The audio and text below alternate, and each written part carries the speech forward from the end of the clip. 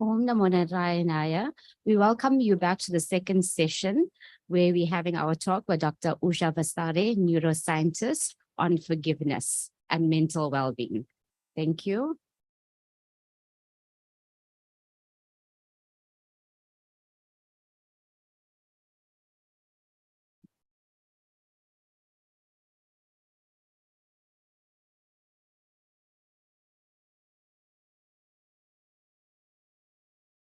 Namaste. Good morning to you all.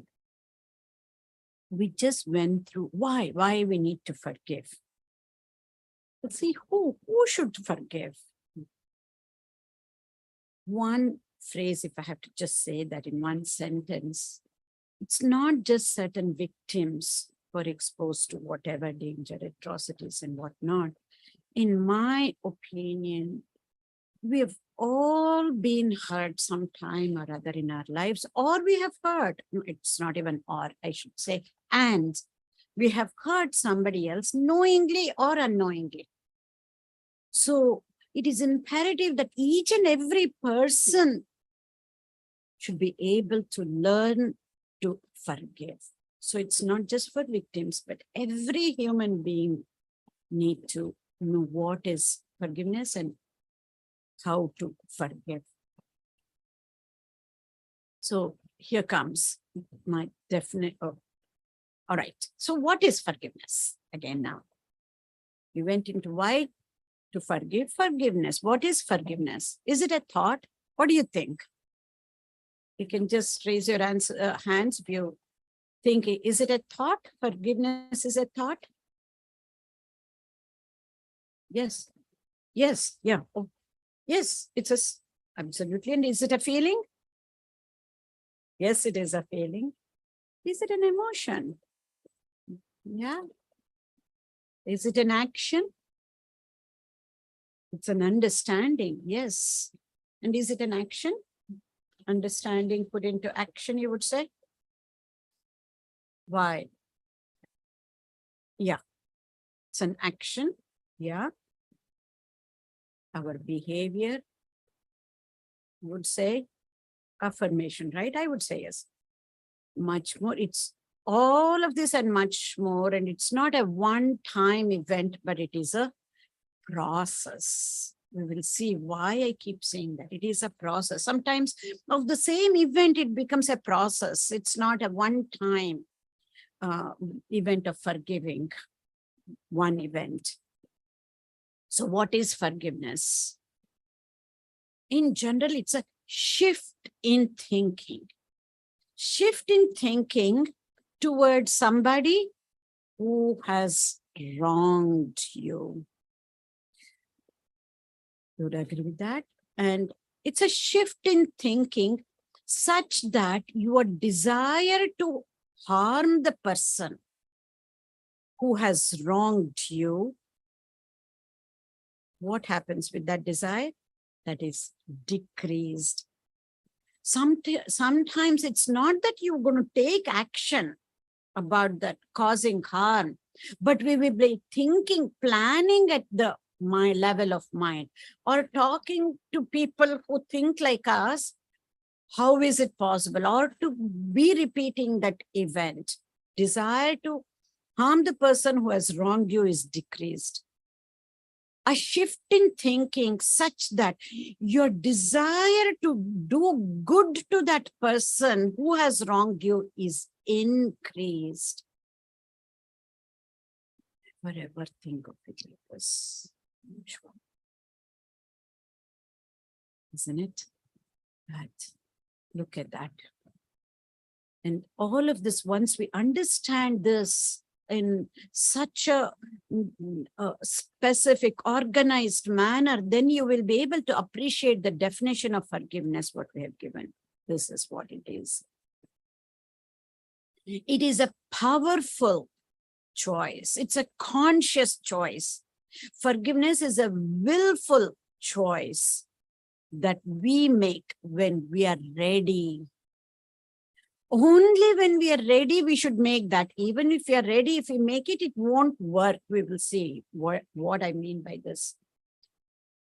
When we are ready, and if we do this as a powerful, conscious, willful choice, it can lead to better health, well-being, probably better relationships, need not be always reconciliation, we will get to that. And it will help live life to the fullest. This only when we start utilizing the innate potential that we have to the fullest extent, going little bit beyond the scientific aspect, will we be able to live life to the fullest. This is our definition of forgiveness. I'll go through it one more time. It is a powerful, conscious, willful, effortful choice we make when we are ready. It can lead to better health, well-being, probably better relationships, and it will help us live life to the fullest extent. Forgiveness needs a lot of willpower. It is not an emotional thing that we say, I'm sorry, I forgive you. It takes a lot of willpower. We will see it again and again. That's why it is not as easy. That is the broadest. But at a minimum, what can we expect of forgiveness? This is the definition of forgiveness. At a minimum, forgiveness is a decision to let go of the desire for revenge and ill will toward the person who has wronged you. Many times it may not end up as action, but it is happening at the thought level. And with our own circle of group of people who think alike, we will be talking about it, being in echo chambers, not able to come out. Only when we have the open-mindedness to be able to listen to the other side of you, then there may be a chance. This is where many a times just listening to the same things within the friends group circle or within the family may not help, because it will put us in an echo chamber. That's why going to the professionals and getting help actually helps.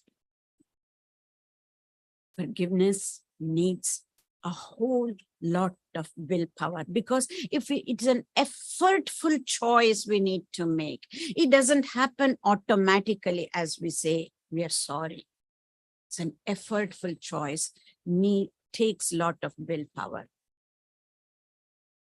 Again, forgiveness is not something we do for others. We do it for ourselves to get well and to move forward.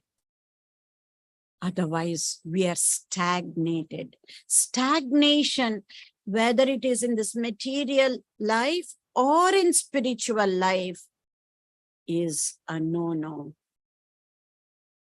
If there is stagnation, we are really stuck. We cannot move forward. So, Charayaveti means moving forward. Keep going forward only when we are able to forgive. Okay. Now you know what this slide means. Any questions with this definition of forgiveness before we go into either what forgiveness is not, misconceptions? Yes, sir. Go ahead. Take the microphone. If keep it short, if it's a contribution, I look for questions because we have to cover a lot. Yes. Chapter 16 of the Bhagavad Gita. This aspect of forgiveness is one aspect of the many aspects, the distinction between the divine and the demoniac. Now, I want to get back to something greater and beyond that one aspect, where will give you peace of mind, enjoyment, fruitful life, and greatest of the administration in any aspect, in any country. The word from the big Bhagavad Gita from chapter 2 to chapter 18, 17 chapters, makes use of one word, many words, but I have picked up one word for administration and a fruitful life. And the word is equanimity. I'm sorry, I did not come here to give a talk on that, but I would give you the Sanskrit word for equanimity. Thank you. Thank you. Anybody who has questions?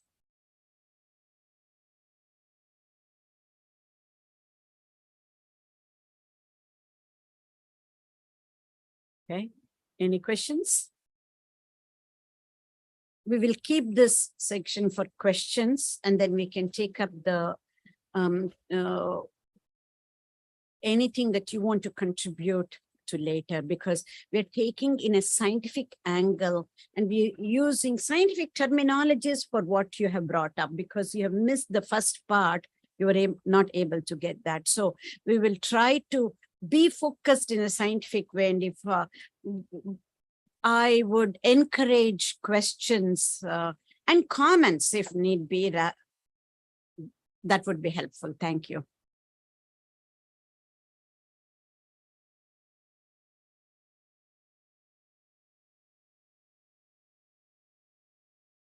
Someone who's abused you. And that's commendable. And it will startle them. They won't know how to deal with it. But what if they take that as weakness on your side and they continue the abuse? Great question. We'll get to that. And rather than answering now, we're covering that.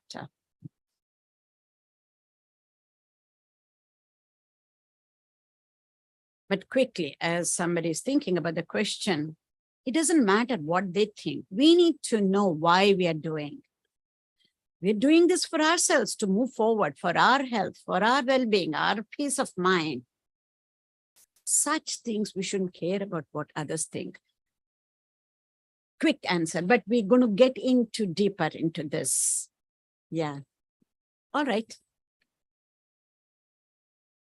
What forgiveness is not. As much as we know what forgiveness is, we should know what forgiveness is not. Forgiveness is not forgetting. That means, yes, we might have forgotten, we might have forgiven, but some of those memories keep coming back. That means we have not completely forgiven. Or even if if the memories come back, if it is still bothering us, painful, causing suffering, then we need to forgive again until those memories are not hurtful anymore. And we get to a stage, this is very tough for others to understand this, but take it from me through experience, not just my own, with others who have gone through, who have shared. They will be thankful to the other person who has wronged us. Because of that, we are evolving. We have to get to that stage. So forgiveness is not forgetting. It is not a weakness. We will see. If we have to use our willpower to be able to forgive, we need to know it is not about the other person. Forgiveness is not about the other person. It is all about you. If we know this takes a lot of effort, conscious effort, willful effort, and takes a lot of willpower, one cannot be weak and be able to use that willpower to be able to forgive. That is enough for us. Yeah, it's somebody else's. We're not bothered because we're doing this for ourselves. And if it is in a close situation, in a family situation, they will also behave that it is your weakness. That should not affect us. Because if it is a stranger, if it's a violent thing that has happened, we don't have contact with that person. But many a times, it is not about the violence in the society that is causing the suffering in us, to be honest with you. It is the violence which is taken to an extreme, the negativity taken to the extreme, which is within ourselves and towards others, our own loved ones. And they might still behave that we are weak, that is why it is. The thing is, the other person doesn't even know, and in fact, should not know that we have forgiven. No need, because they will say, who asked you to forgive? I have not done anything wrong. You're the one who is thinking that I've done something wrong. You will get into even more of a problem if it is a situation like that. So we need to do this for ourselves. It is not justice. Justice is different. Forgiveness is different. Sometimes justice will take place because if it is an outside issue, let's say it's either in the society or even sometimes the siblings get caught up in the wealth issues, division of wealth that comes from the parents, then justice is different. It has to be dealt with either other siblings or at the level of the court. Forgiveness is different. It is not justice. Either you get a positive aspect, or there might be the right way of looking at this, and then justice may happen. Sometimes justice may not happen. Either way, it does not matter. You need to be able to forgive for your own sake. It is not about trust. Just because you have forgiven a person, this is especially in a personal setting, does not mean you have to trust that person. You'll see why it is as we go along. Some of these are going to get answered in different layers. And forgiveness is not a one-time event, but it's a process. We have gone through that already. Forgiveness does not mean you no longer feel the pain. Especially when we see what is happening in the society. If you have lost your loved one in violence, just because you have forgiven somebody who you do not even know, that does not mean you're not going to feel the pain of the loss of that person. It is not the acceptance of injustice either. And it is not denying any wrongdoing. Just because you're forgiven does not mean you're accepting the wrongdoing.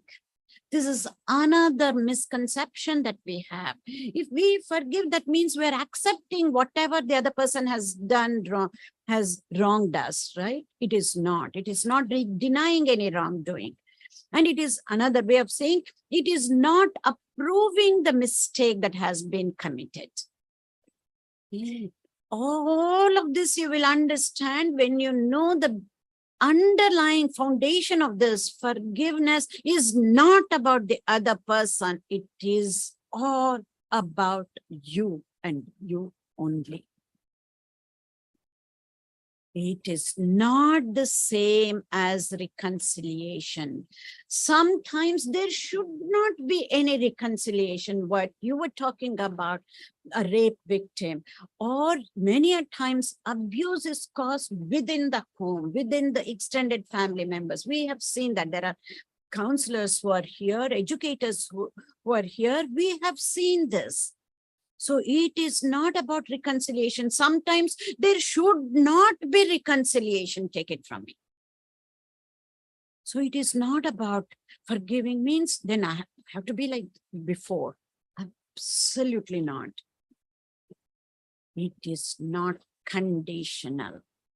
Conditional means I will forgive you if you do this, if you do that, if you change, if you let go, all of this, that is the conditional aspect, because it is not about the other person. It is all about you. Forgiveness is not conditional. Same way, different way of looking at it. The misconceptions of forgiveness. Some of it is what is not forgiveness, but going deeper.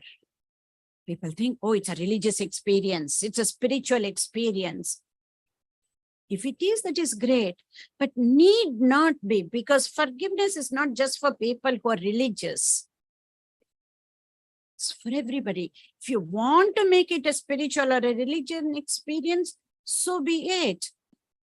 But it doesn't have to be a religious or spiritual experience. And one who has not forgotten has not forgiven. This is what you keep coming back to this, especially in a family situation between the spouses or between parents and kids or between siblings. You said you've forgiven, but you have not forgotten. You keep bringing that back again and again and again. Doesn't mean you've forgotten. That means you can be remembering, but you might have forgiven to a certain extent. But if you have completely forgiven the way it should be done, even if you remember, it will not cause you pain. It will not cause you suffering. In fact, you will be thankful for that. Either the person or for the incident that has happened, so that you have evolved. Yeah, forgiving someone does not mean treating them as before. Absolutely not. These are self-explanatory, so I'll just go forward. Again, it doesn't mean that the offense was all right. Absolutely not. Very important. Just because you have forgiven the person does not mean he is expecting the other person to ask for your forgiveness. Yeah. I have to tell you this. While doing this in an old age home in Bangalore, many a times senior citizens, because they don't have the family members who are ready to live with them, they go by themselves, live in an old age home. And we were doing this. One of the elderly gentlemen asked, my son hasn't even asked me forgiveness. How can I forgive? Even after going through all of this in a different way. So it is not about the other person. It is not that the other person is going to ask you for forgiveness. The other person may not even know that he has wronged you, because he will be in a totally different world thinking you deserve whatever I gave you. That is many a times is what they will think. So it is not about somebody else has to ask you to forgive. It is all about you for your own sake. You need to be able to forgive. Yeah, this is my favorite. In our mind, we have forgiven that person. And we expect the other person to change. It does not happen. The other person will behave the same way unless, if it is a family issue, if both of them come together to go through this, has also happened. We do go through this for a family setting. Then it is different. Then we need to see some changes if it is done as a group, as a family, or between two people. If it is not, if you're just doing it for yourself, the other person doesn't even know that you have forgiven, or even if you say you have forgiven, that does not mean the other person is going to be changing. It cannot happen. So we'll move forward. Many a times as parents, as educators, we force somebody to forgive. It does not happen. That is why even for this, we have been asking, this is one thing for this society. This is what is needed. And it has taken us quite some time for us to go through this as a group, you know. We cannot force anybody to do anything, and especially forgiveness, because if one is pressurized to forgive, it will do more harm than good. We need to remember this as parents and educators, not to force anybody, but to be able to educate them to see why it is needed. That is why this whole setup of convincing you in a scientific manner why this needs to be done, and it is not a one-time effect. It is taking so much time. So forcing somebody to forgive will lead them to blaming the victim or self-blame, as the case may be, or it's a shameful event, reliving that, and suppressing and denying negative feelings. That shame, especially when it comes to the example that you took about physical abuse, and somewhere that shame element comes in. Suppressing and denying negative feelings. Oh, I should forgive because I have been taught right from childhood, I should be able to forgive, not have any negative feelings towards anybody. All of this, they will keep suppressing without understanding. That is where it will be done in an emotional way. If the parents or educators force somebody to forgive, mostly it is done in an emotional way and it doesn't help anybody. And it might even cause harm. And it might even result in excusing or tolerating certain wrong, bad behaviors that should not happen. And they remain in an unsafe and unhealthy situation and continuing to be harmed. Again, taking your example of having been abused because of somebody, then I have forgiven, so I have to live in the same situation. They continues, such actions will still continue.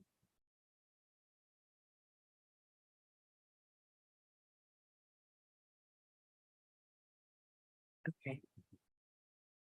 Now, very important, self-forgiveness. I thought that bar went away, but somehow it came back. That is okay. But the title is self-forgiveness. This is one thing. It's again, not few people. This is again for each and every one of us, whether knowingly or unknowingly, we would have hurt others with our words, with our actions, not understanding somebody. I'm again talking in a family situation, personal situation. Again, as it is, for self-forgiveness is as important as being able to forgive others too. That reminds me, in Jain community, they have a phrase called Michami Dukkadam. They have a festival, I think. What is it called? It starts with Piyush. I'll tell you the name of that. So in that they say Michami Dukkadam. Anybody has heard this? In the Jain community. That means asking, it's a festival of forgiveness. Michami Dukkadam is a festival of forgiveness. So they ask for forgiveness and they forgive others, irrespective of whoever it is, and it is celebrated. And one time in Jain Association in India, in Bangalore, they brought the religious perspective, and we were able to provide the scientific perspective for the people so that they could go deeper into this. So self-forgiveness is equally important, because self-awareness and acceptance of our own faults. Acceptance of our own faults will happen only when there is self-awareness, because if somebody says I've faulted, it's hard for an adult to agree to that. When our self-awareness is heightened, then and we can accept our own faults. Self-forgiveness is about putting an end to the self-punishment that we may have inflicted on ourselves for things that we may have done or we may not have done. This can lead to a different extreme altogether. That's another topic in itself, but self-forgiveness is equally important.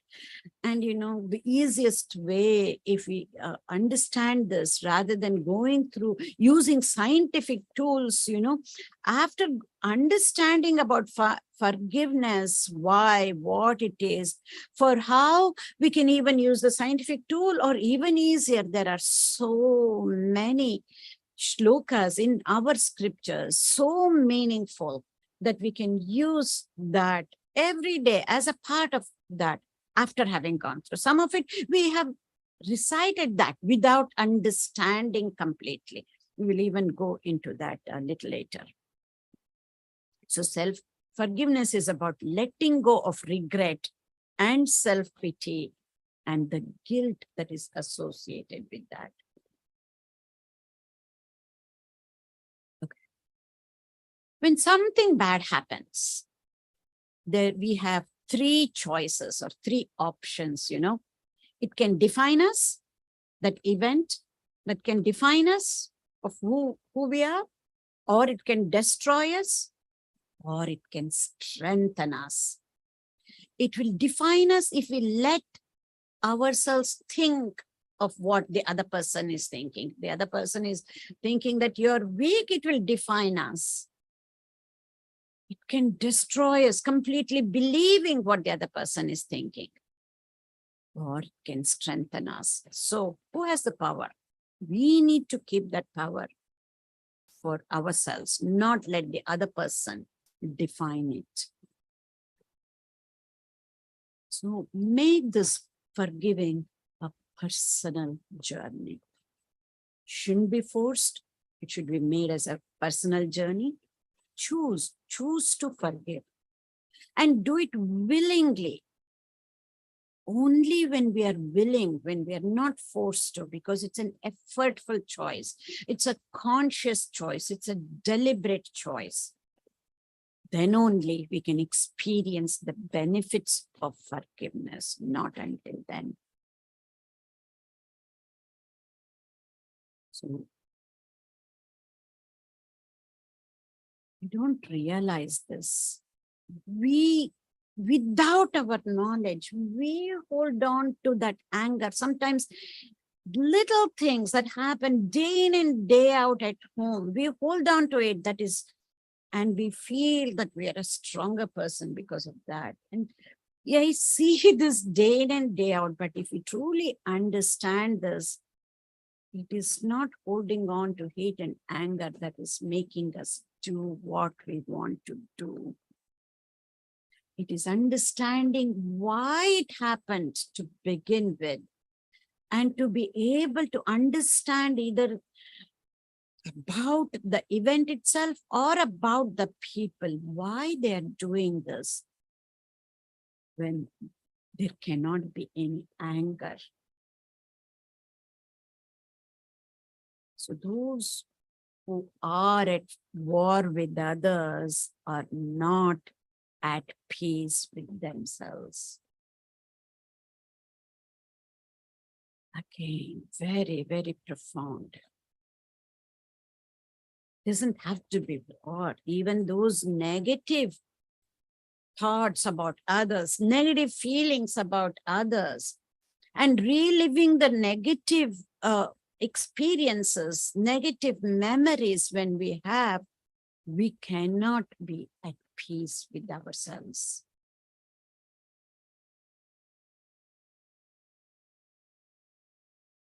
We know what this means.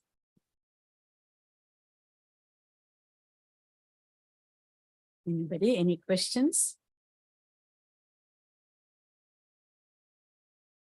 Before we go into a specific therapy that I'm going to be proposing.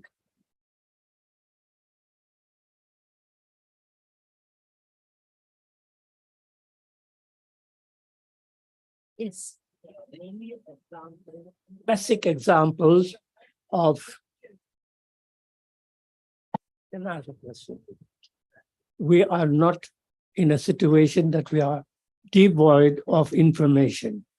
We need to read our scriptures, A to Z, which is very, very difficult.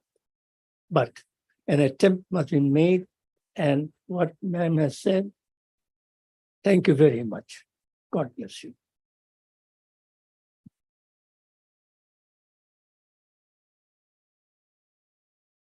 I'm going to touch upon it because you missed that first part. You feel like saying all of this. If you had come here, we had set the pace, and we did take the scriptural angle also, but we said, but today, because this is not for people who are of faith, who are religious, these things should help everybody. So everything what I'm saying has scriptural background. This is not the place to give the evidence, which we still are doing it, and broad scriptural background with specific motto of Ramakrishna Mutt and Mission. All right. Yes, you. The practical measures to aid somebody to start the forgiveness process. Yeah. We're going to get into the next part is the therapy, mindful therapy. Just going to give you again what it is and why it should be done. And I will also give you one or two shlokas, which is really quick. With this kind of understanding, if we can repeat this shloka that has already been in our scriptures, actually that is written by Shankaracharya. We'll give both ways. And I don't think there will be time now to go through true forgiveness meditation from two angles. We take one from the right-brained approach and another from a left-brained approach. But I don't think we will have the time, but I will just give you the theoretical part of the, and if need be, we can do that some other day as an extension of this workshop. We're going to get into mindful therapy, understanding what mindfulness is. We're going to look at mindfulness from a different angle altogether. I think last year we did mindful living when I came here. So you probably have certain basic understanding, but we're going to see from the angle of forgiveness, what do we need to understand about mindfulness? We don't realize that it is the distorted perception of the reality that has hurt us more than the reality itself. Some of it, I will just make statements, let it sink in, and if you have questions, we will come back to that. Just stating it is a distorted perception of reality. We have only limited facts and figures. For example, when you're working together, either at a professional level or at an organization level like that, like this, we have limited facts and figures and we make such huge conclusions. And because of the negativity bias that is within us, which everybody will have, we will come to the conclusion in a totally negative way about a situation without knowing everything. Just for you to ponder on this, reflect on this.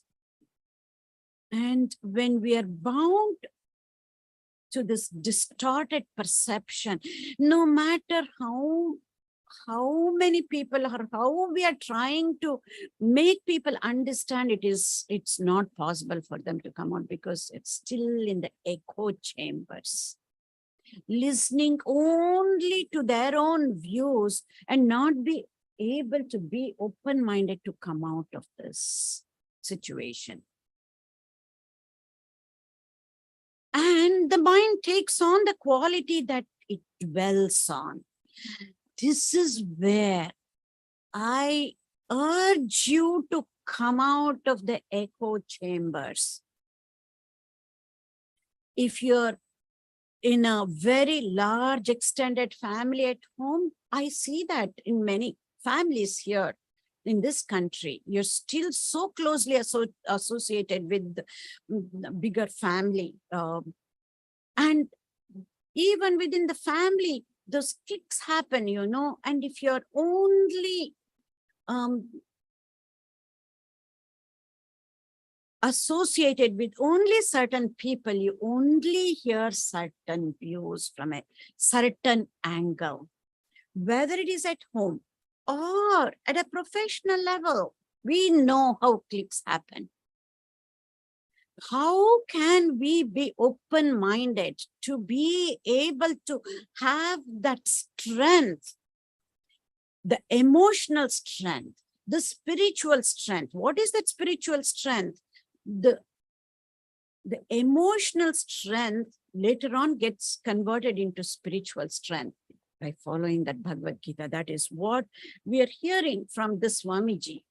And of course, we are still in that first chapter here, but I have heard him in Bhagavad Gita. He tells, how can we convert these emotional weaknesses into spiritual strength? Or emotional weaknesses into first emotional strength. It has to become our strength. Even if we are working at an emotional level, how does it become an emotional strength? Only when we look at it from a conscious, deliberate ways, in an objective way, not being in the echo chambers, can it become emotional strength. Otherwise, being in echo chambers, the mind takes on the quality that it dwells on, repeating the same thing again and again and again. But remember, emotions are not facts. Again, go back to what we talked about, compassion. When we are compassionate at an emotional level, we try to do things really quick fixes.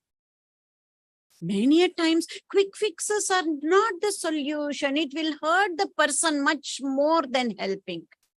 If we dole out things very easily to people rather than helping them to build strength, how to make a life, this is, if I have to just say it in one sentence, if we keep giving fish to people rather than teaching them to do the fishing, right? To be able to get what they want by learning through that, we will be hurting them more. So emotions are not facts. And yes, we need to be giving out to people who are needy, who are poor, but we cannot stay at that level. We need to be able to give them the strength to be able to stand on their 2 feet so they won't come back asking for the same thing again and again. Otherwise, this is just like another government keeping them poor so that we can give out things. We need to see how we can build strength in them so that they will be able to have a life of their own, not be depending on things all the time. So emotions are not facts. Painful emotions arise from one's beliefs rather than from the reality itself. And mindfulness can radically transform emotions. Because when we are mindful, we are watching our emotions in an objective manner, from a conscious way, without being colored. And so mindfulness can radically transform emotions. Mindfulness is about creating clear awareness of what is happening as it is happening. This is a training. It won't happen overnight. At least now we know when we commit errors, mistakes, after the fact, we can catch it. Most of us are at that stage. But as we keep practicing this, we will be able to catch it as it happens. Mindfulness is truly a way of facing the truth itself.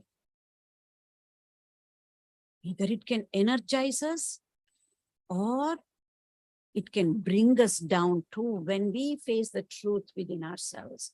This is where, with the proper understanding, it should actually energize us. Even when we see our own mistakes, it should energize us. Oh, I caught my own mistake. Now I can go a step further rather than, oh no, I'm doing the same mistake again, to go into that vicious circle. Taking one step further rather than at an individual level, taking at the level of couples or with parents and kids, this is what it should be. Every time there is a tiff, every time there is an argument, that should help bring two people closer together, not pull them apart. This is extremely important. Anytime you have an argument at home or at work, how can you make it possible so that it brings teams together, two people together? There is no one simple way. Each one has to be customized, but even thinking about this way, it truly starts helping, at least at a personal level and at the level of the family. So what is this mindful therapy? We don't realize, because of our negativity bias that is innate within each and every one of us, no question about it. And if we are not aware, if our self-awareness is not heightened, and if we are not aware of our own negativity that is within us, the Kauravas will rule over. Coming back to your Bhagavad Gita reference, the Kauravas, we have Kauravas inside, we have Pandavas inside, we have also Krishna inside us. Kauravas will rule over, which means the suffering is the default mode of our mind, in an untrained mind. But what does Vivekananda taught us? We are divine beings. Our true nature is goodness, or the divinity that is within us. But if we don't know that, even if we know this, we need to train ourselves. In an untrained mind, suffering is the default mode. That is why we keep on repeating, oh, how much I did all this work and how difficult it was, how much time it is taking. We go back into that default mode.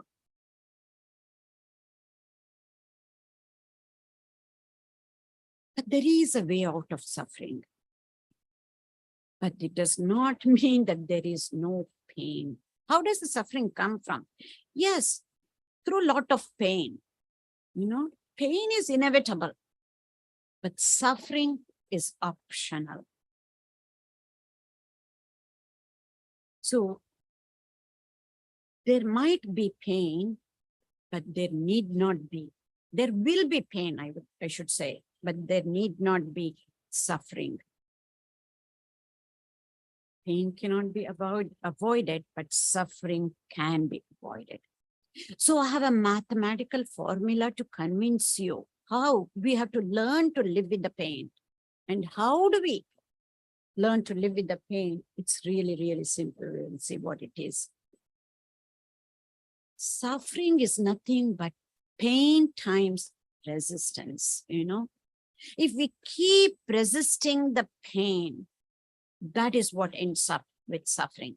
Simple example, straightforward example, will take at the level of the physical body pain.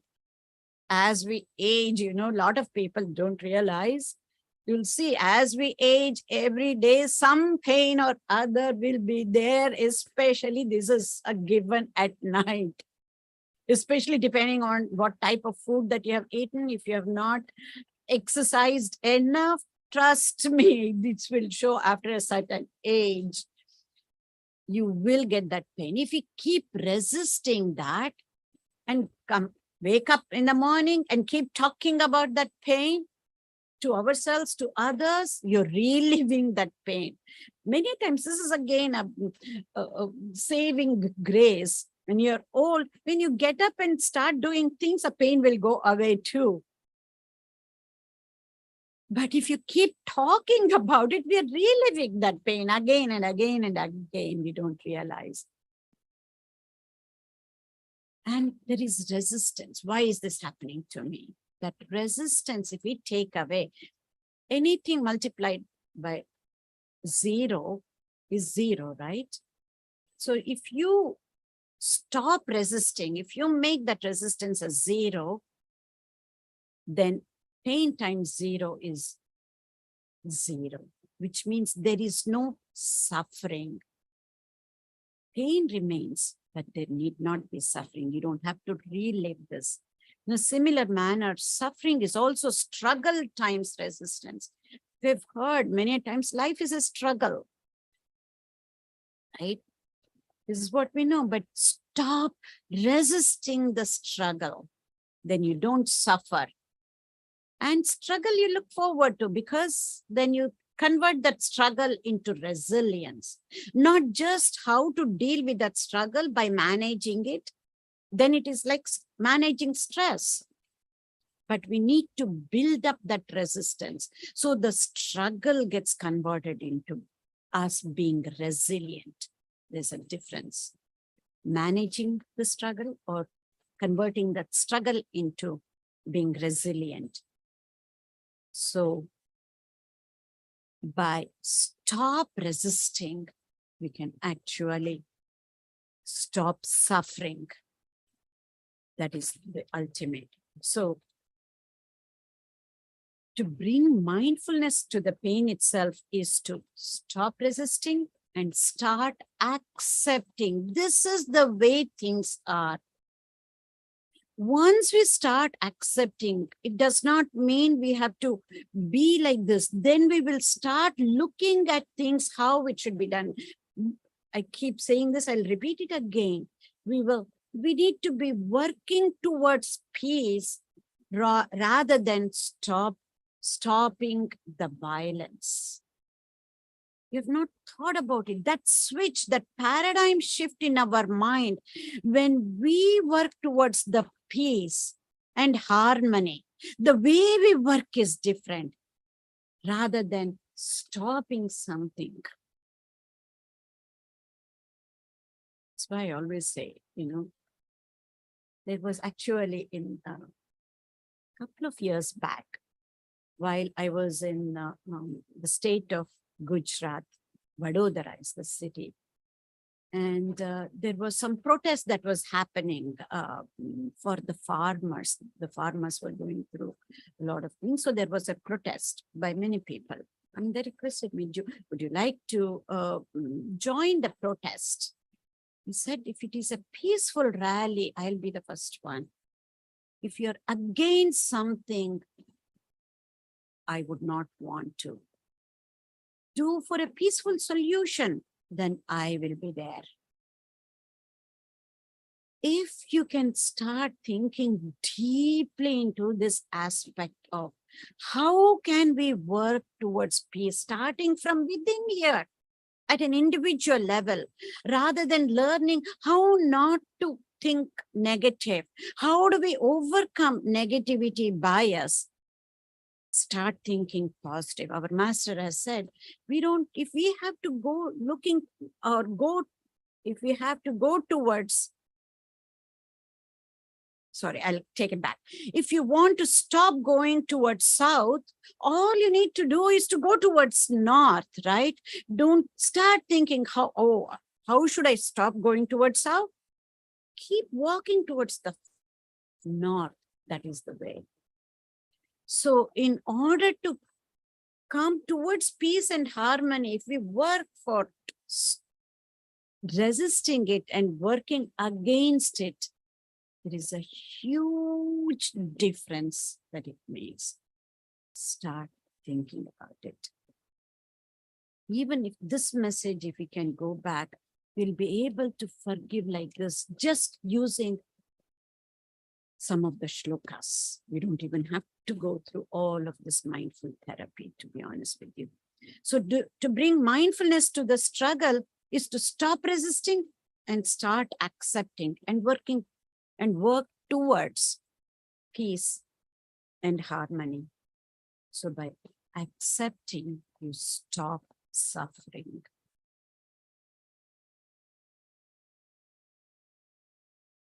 Mindful therapy, as you rightly said, sir, the very first thing you said, we have come here for self-discovery, to understand ourselves. Mindful therapy is a process of self-discovery.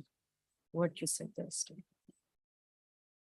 But when we run only after money, fame, or success, we fail to attend deeply to things like relationships, friendships, and more importantly, that unconditional love, what Bhagavad Gita preaches. And people want to run away from their pain and difficulties. So they go from one place to another, from one god to another, from one ashram to another. But you take the same mind wherever you go. For a change, I just remembered a joke that our Swamiji, just 2 days back while we were having dinner, he said that, with your permission, Swamiji, I'm going to say this. This makes sense because we take the same mind wherever we go and then we face the same problems, you know. So this is how it goes. A person goes to the doctor saying that, oh my goodness, I'm hurting so much. Most of my bones, something wrong with my bones. Wherever I touch, I'm hurting, he says. And the doctor looks at him and says, it's not the whole body that is hurting. It is the tip of your finger. You have fractured your finger. So wherever you touch, it is because of the finger you're hurting. So it was so funny when you had to hear it from our Swamiji, you know. In the same way, we might go from places to places looking for peace, but we are taking the same mind. How will we be able to find peace anywhere? Doesn't matter where we are, whether we are in an ashram or at home, we need to be able to find that peace. The solution is within.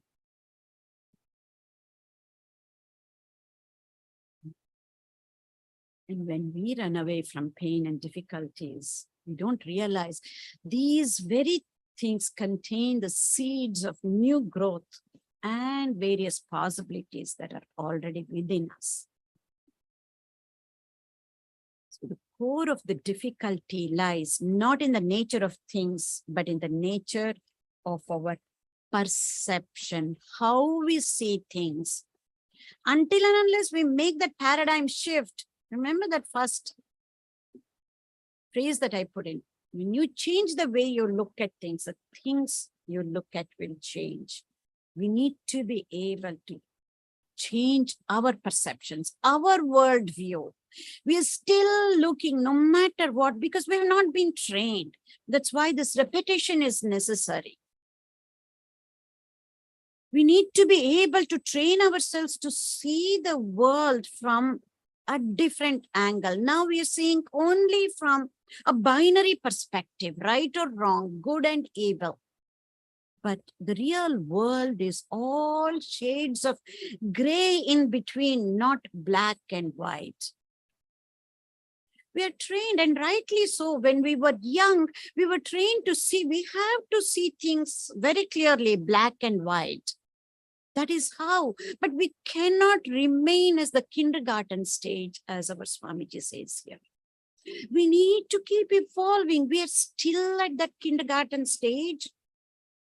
Nothing wrong. We can come back to that. But we need to know that there are many shades of gray in between, be able to make choices, see the different possibilities. Whenever we need to absolutely see that as black and white, that is okay when we are bringing up kids. We have to show them. Otherwise, the kids will be confused. If you say this whole world is gray, they won't be able to catch anything. Yes, we have come here even when we are young, but those teachings were taught for that stage. And we keep only those learnings and don't value add to that. We will never be able to face the challenges that are happening in the life. You know, just like that CPD course that you had at your hospital, we need to keep having that CSD course, continuing spiritual development course. We are stuck at that kindergarten level, even with the bhakti. We're stuck at the level of kindergarten level bhakti. So we're going to be discussing that both here and in Sharda Ashram about evolution of bhakti. Then we'll understand how we need to keep moving from that kindergarten level. Nothing wrong.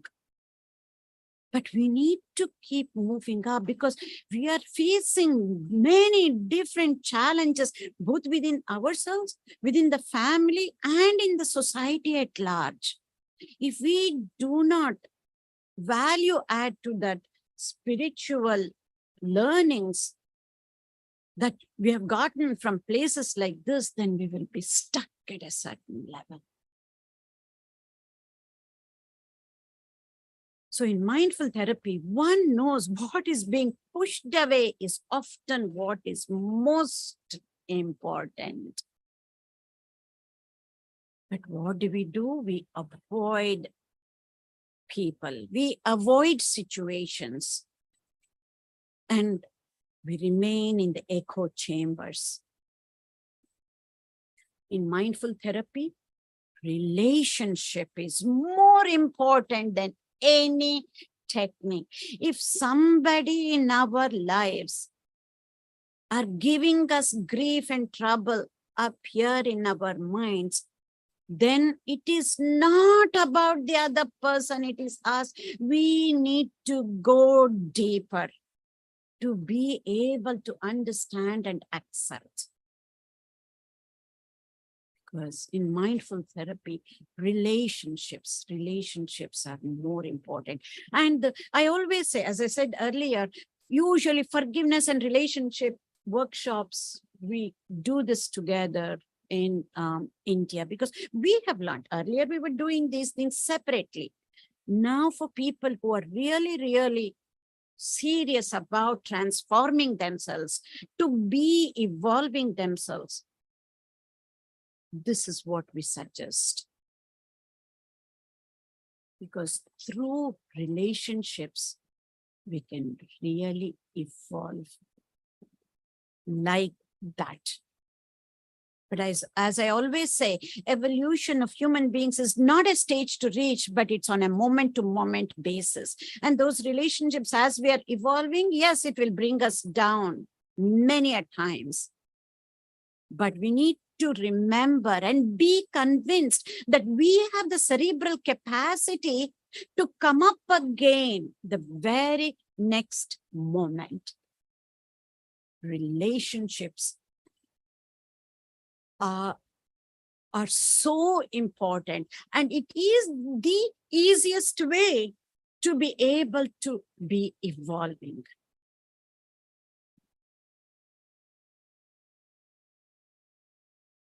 You know, Ramakrishna Math Mission has gone a step further, and he says it's not just any relationship what we have.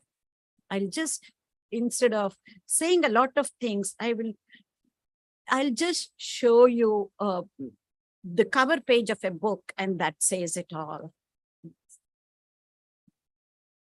There was a reason why this book was given to me. Now I understand. I just carried it in this bag. I didn't have it. Relationships are so important. Again, combining the motto of Ramakrishna Matan Mission, which is Shiva Gnani Jiva Seva. See God with open eyes. So last stage, I know, but we have to know what that means to be able to. And as you rightly said, we have both the qualities, demonic and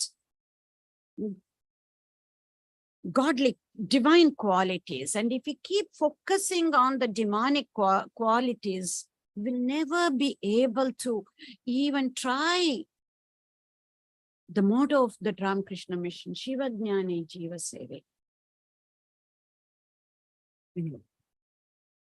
So now we know what this means. Do we have any questions so far? Otherwise, questions, please. Otherwise, we will go further. Yeah, 1 second. I'll stop you right there because Again, you have missed the first part. We are here to change ourselves now first. So whatever questions that we have that will help us to change ourselves, I think we will take it. For what is happening at the society level, this is not the place to sit and discuss that. It takes a lot more effort. First, we have to be able to transform, to be able to work at that level. So I will take that up outside this hall because we are focusing at an individual level. Yes.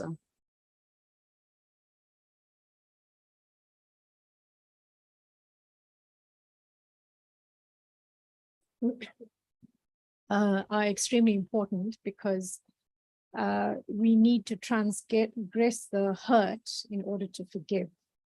And I was wondering if you could give us a practical example when you speak about learning to accept the pain in order to prevent suffering. So if, for example, the question or the experience is that you have lost someone because they have been murdered in a hijacking, how do you accept that and transgress the hurt in order to forgive?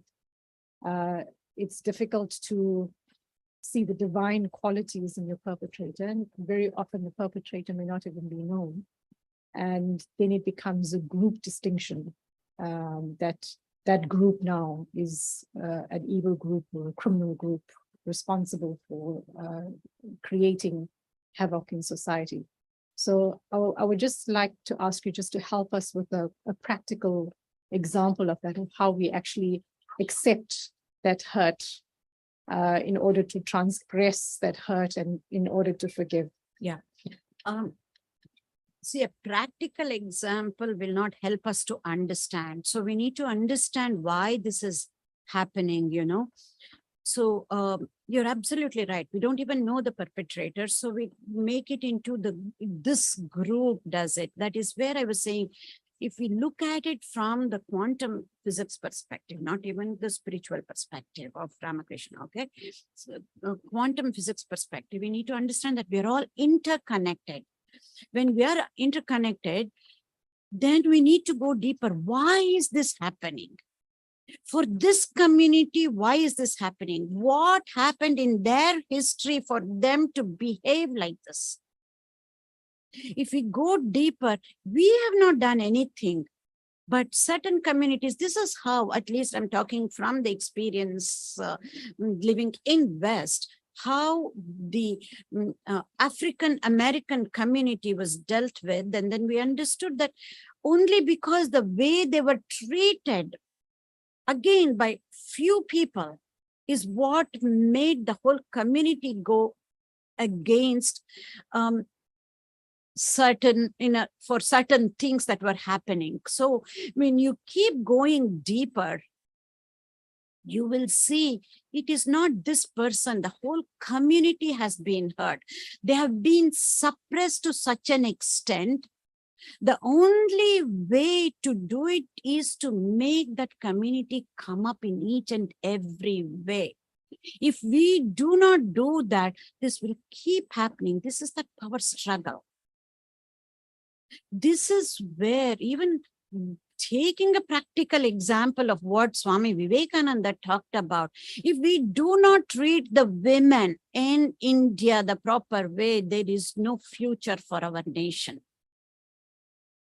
Because at that time, women were in certain ways suppressed, but in certain other ways, they were far ahead than other Westerners.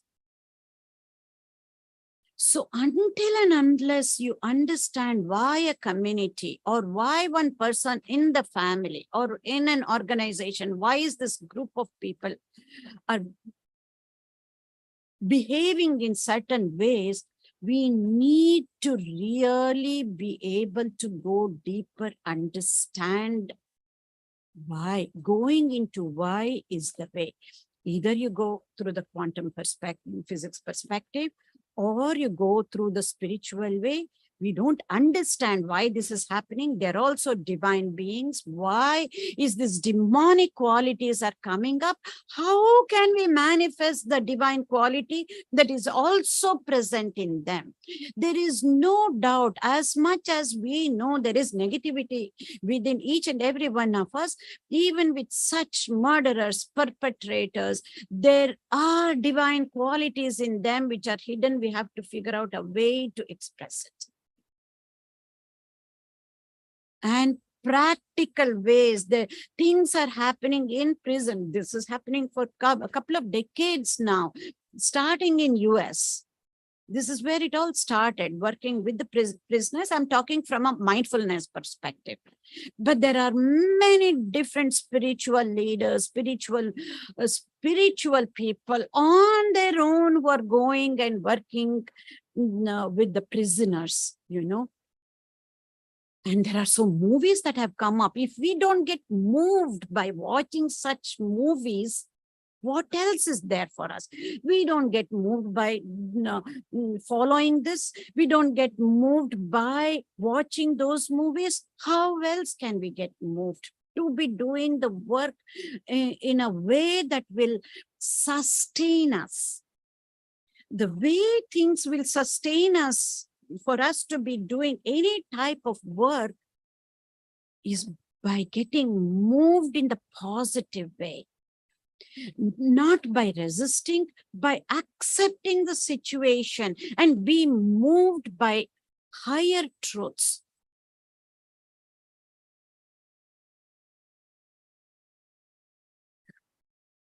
It is not resisting the hurt, accepting the hurt. This has happened. And then ask, how do I overcome this hurt? There are many different ways. The first and foremost is within the family. And then that is not going to be enough, I can assure you, because I've helped even in situations like this with the families. The whole family situation have helped. So the only way is start within the family, and then we know right away if we have an understanding family, whatever support we are getting within the family is not enough. That is where we go seek for places like this for broader understanding and fully accepting whoever that we go to. They are the ones who have gone through this in life, or they have done so much sadhana, both in terms of understanding and in their own lives. Then we need to respect that and fully accept the methods that they give. Either going at a professional level, they're the experts, or coming to places like this. It is not about surrendering like what we have been taught when we are young. As we grow, we need to understand what that surrendering means. It is not surrendering our actions. Sometimes we misunderstand what that faith and surrendering means. We surrender our efforts. It is not surrendering of our effort, is true surrendering. It is surrendering of the fruits of the efforts. But again, not accepting any fruit that we get. We need to know what is the fruit that we want. And at different stages, we won't get that fruit right away. But knowing fully well and keep changing the course of action until we get what we want. Again, Swamiji's statement, Upanishad statement. Stop not until the goal is reached. Surrendering at that moment for the results of action, but knowing fully well there is something that I need to know more. I need to go deeper to be able to get what I want, whether it's in the material life or in the spiritual life. These are all higher truths. They remain the same, whichever way. But a great question. Yes, you can take the microphone. Okay.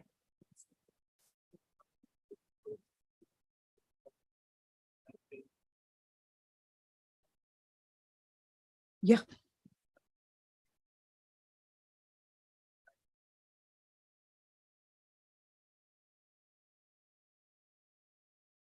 True. Yeah. Which means we need both. We don't realize.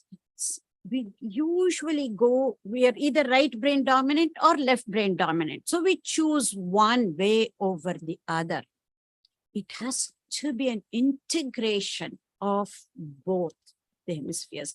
That is where there are certain medical professionals. We need to be concerned about our corpus callosum.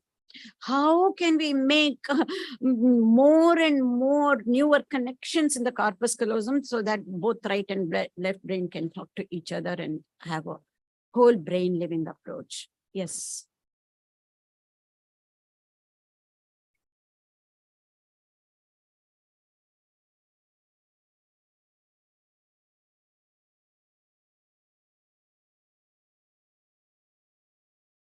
Yeah, sure.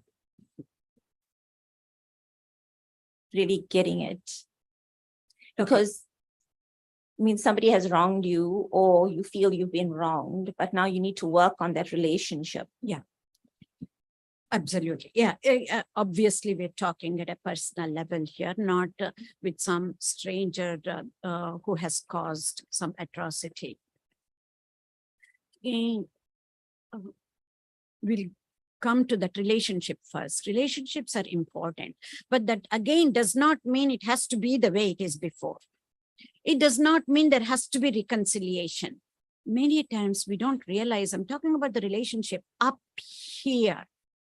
When we completely accept, like what Sanjeev said in the beginning, once you really forgive, even when you see the person, there is no pain, there is no hatredness, there is no animosity, there is no regret, there is no resentment.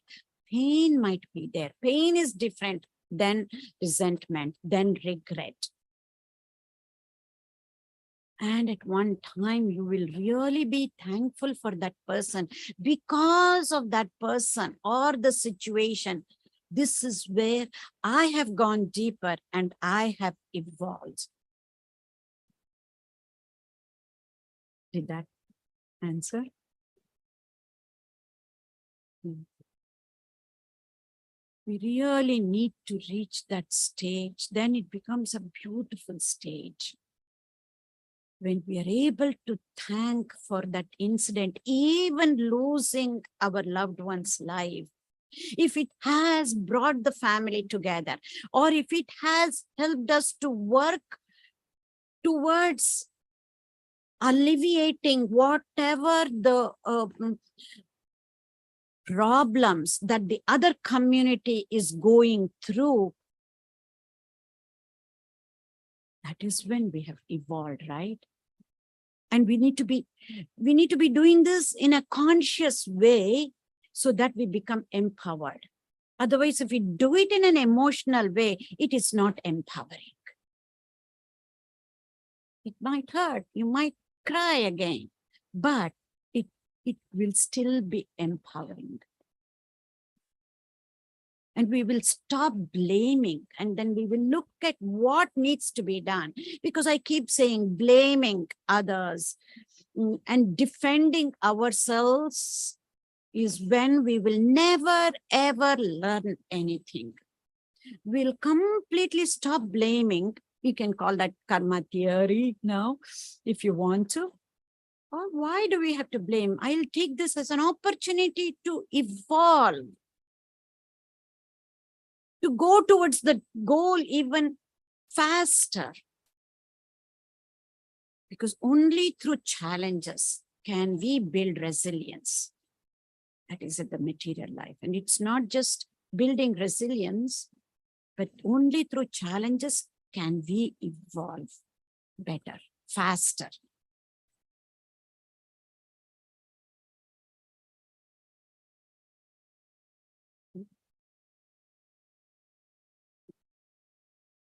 Anybody else? Any questions, Sanjeev? Yes.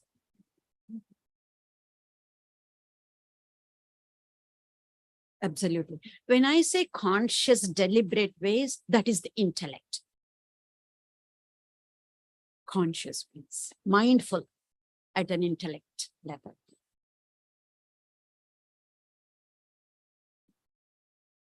But if we just go through in a logical manner, it won't make sense. But we need to be using our discerning power, our self-awareness, our willpower, and that why. Why is important. Then only can we evolve as a species. For us to be, and it is happening. Especially in West, I have seen how it was. I went to US 42 years back. And what I had seen 42 years back, and when I go now and see, so different, and it is evolving as a society, including with all the political upheavals, all of that. Let's set that aside. I'm talking about the common people that we meet.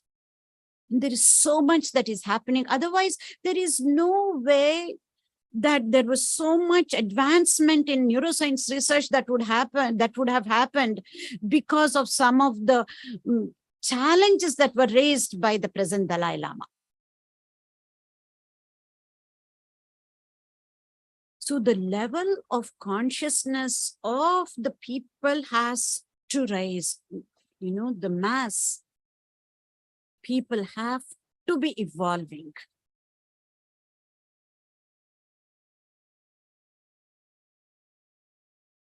And that can happen when we start evolving, understanding at this level, at an individual level. And when we have resistance, even at this level, and keep giving the reasons why we cannot,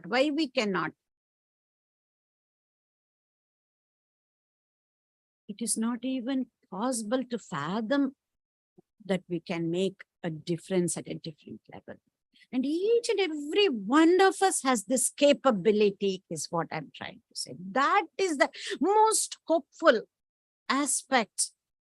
I'm saying both in a scientific way and the Viveka Vedanta way. That each and every one of us has that capacity, cerebral capability. Yes, we will fall down sometimes, but the next moment we have the capacity to get up and to remember who we truly are. Yes.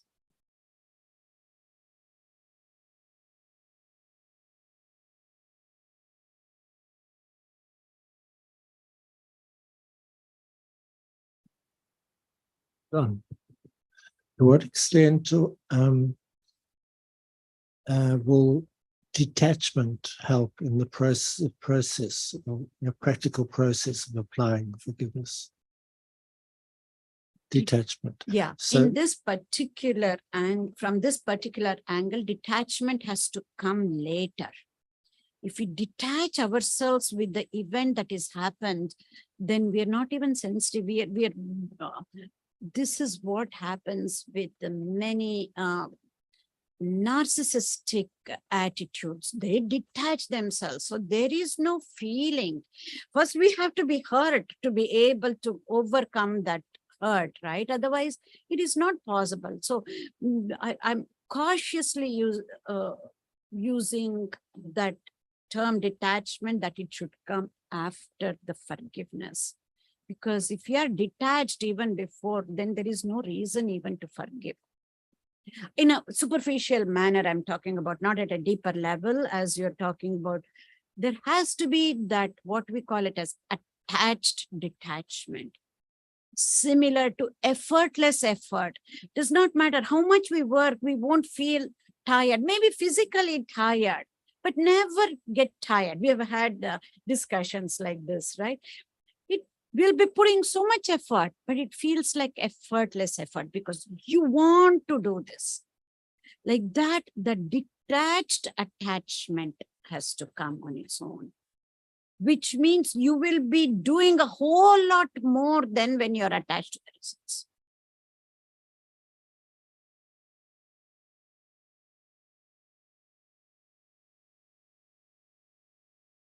Yeah.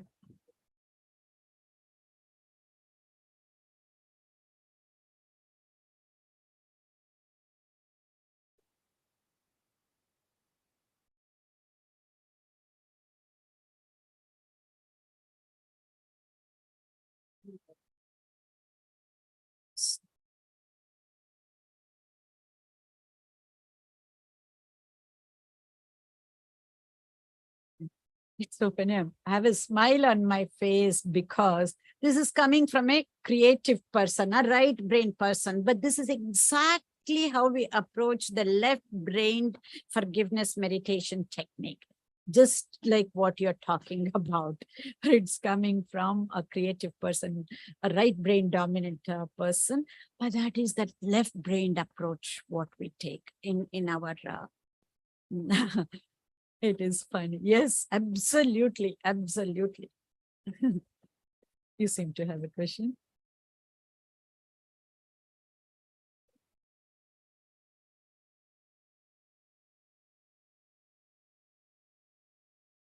Yeah. It's as it's so intertwined, and interwoven in most of us who have congregated here. And Yes. how do we make that shift to forgive ourselves and change the misconceptions that we have been getting, that God is a punishing God and is not a forgiving God? I find that a lot has, people move in that direction.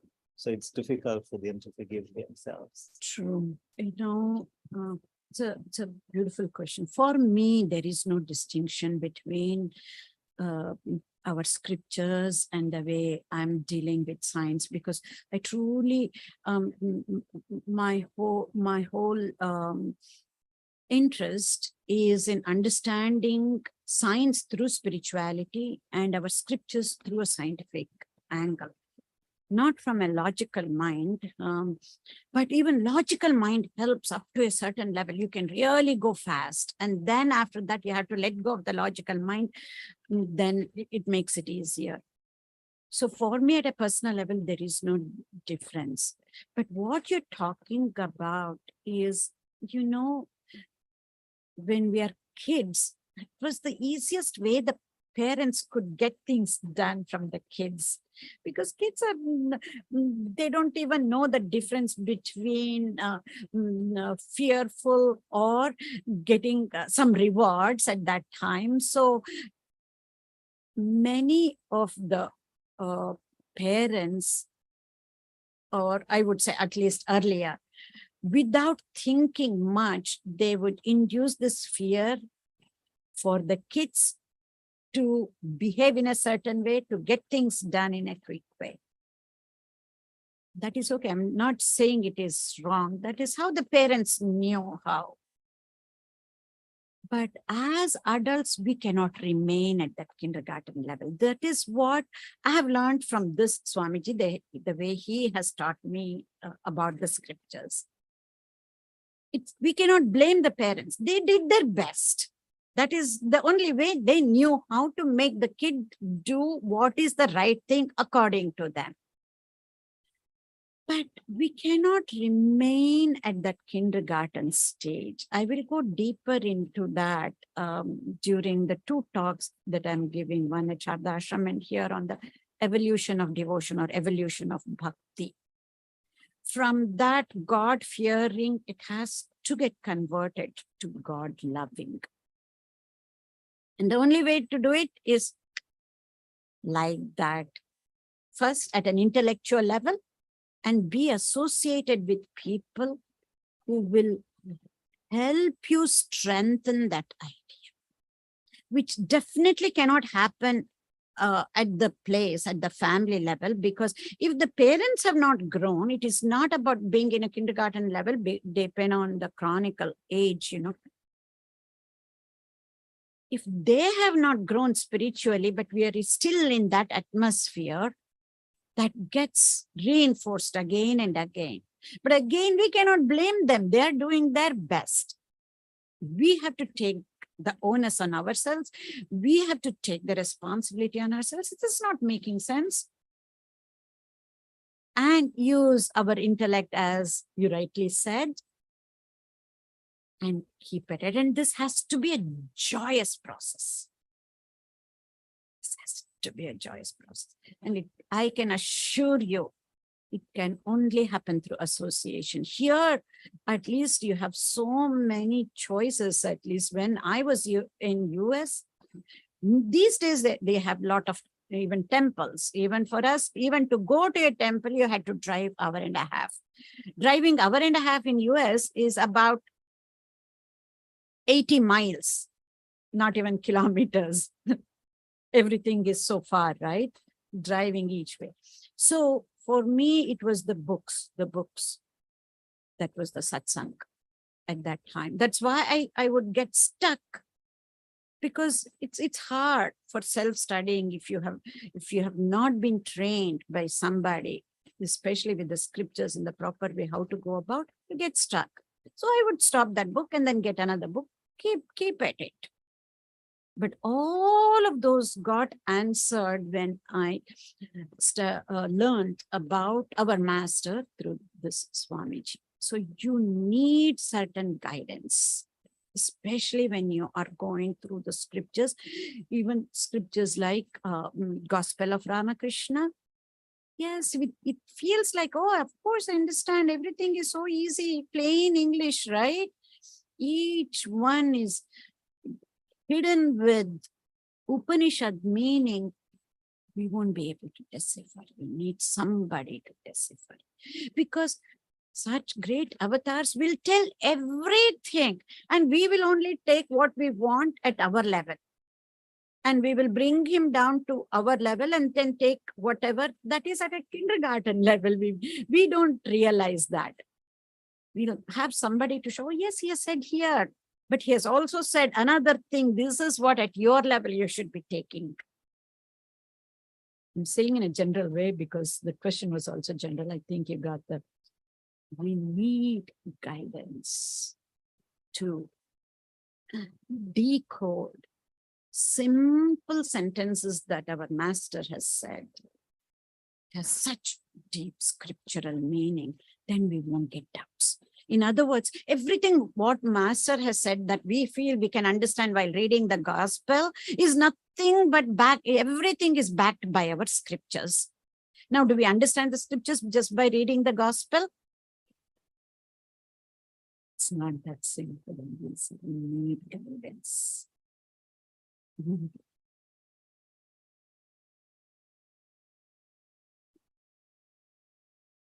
Yes. All right, we'll move on. We know what this is. Will we go pick up a piece of red hot charcoal? And we want to throw this at somebody who has hurt us? but perpetrator has done such heinous acts. But yet we feel like that, right? When we are so hurt, this is what we feel like. But what happens when we pick up that red hot charcoal? We know that what happens to our hand. Not only that, when we are hurt so much, we won't even be able to aim properly to hurt the other person. In a different way, saying, we are taking the poison and we want that perpetrator to die.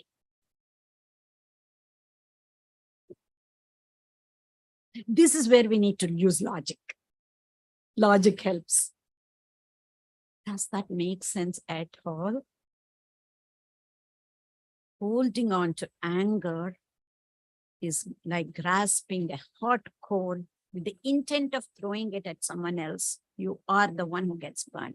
And it's not just anger, it is anger, jealousy, hatred, revenge, and I've just named a few. You got the picture. Whether that coal is lukewarm or red hot or even white hot depends on our intensity of all of these afflictive emotions. But each time we get angry, we will get angry. Just remember this, not just anger, any of the negative feelings that we get. And that is why I keep saying, this is our lifelong process. Otherwise, if we say, I'm going to do this, use how to, I learn how to, and I'm going to use these tools, I'm going to work at it. And then we see after all of that, and then we get angry again. Oh, this is happening again. This tool is not good. Let me go find out another tool. It doesn't work that way. It is a lifelong process until our last breath. But be kind to yourselves. That's what's important. Very profound. To be angry is to revenge the faults of others on ourselves.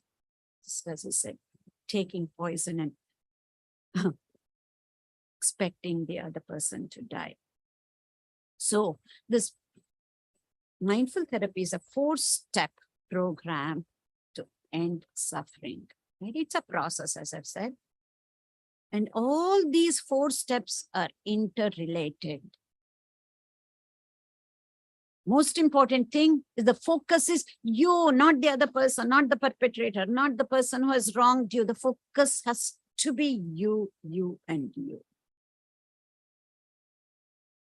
First step, we need to recognize that this is causing suffering to us, which means we have to stop blaming the situation or the other person. We have to be focusing on ourselves. It is causing suffering.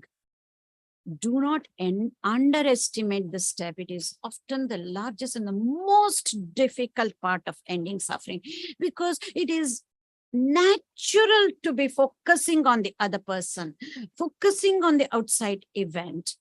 That is why we will never be able to come out of suffering until and unless we are convinced beyond doubt. The intellect has to work. Not our emotions, the intellect has to work to be able to be convinced that we are the ones who are suffering. Focus is you. Second part. Second step. Recognize the cause of suffering.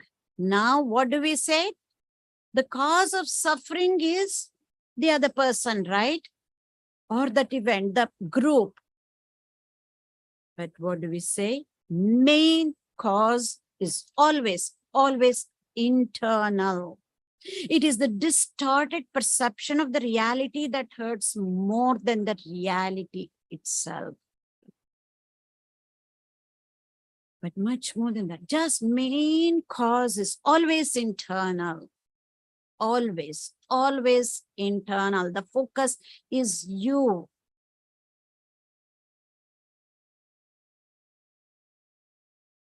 We suffer because we see enemies where none exist. We personalize what is not personal. Some of these will be relevant at a personal situation, family situations when we are going through. We cannot just take it at the societal level right now with this. So be kind, have self-love with the right understanding. Not the narcissistic love I'm talking about, the right understanding of self-love. Third step. See the way out of suffering. Understand long-term consequences are more important than short-term consequences. Know that there is a way out of suffering. The focus is internal, right? The last step, fourth step. Follow the path that leads away from the suffering. Extremely important, this last part. If you're always again trapped in our mind, may not be physically, in our mind we are trapped. We cannot see a way out of suffering because there we're just using logic. Certain ways of thinking and living are simply not conducive to end suffering. It's impossible.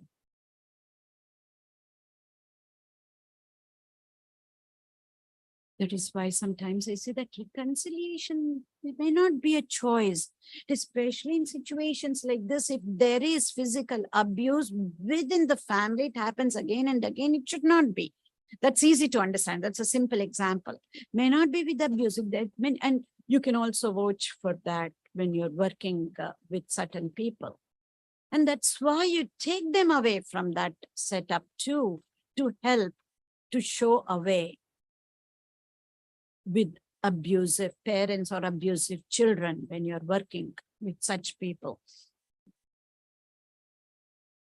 Sometimes we need to make lifestyle changes to be able to understand this and to come out. If we are doing the same things again and again and again, except expect different results, you know what Albert Einstein calls that? Madness or insanity. We won't go to that extent. Yes, we will never be able to get different results if we are doing the same thing again and again and again. Sometimes, for even if it's a short time, come away from certain associations with certain people, whether it's within the family or at a professional level. See from a different, fresh pair of eyes, different perspective, to be able to accept different views. Those 4 steps of mindful therapy. So if you have any questions, now is the time to ask. Otherwise, I will.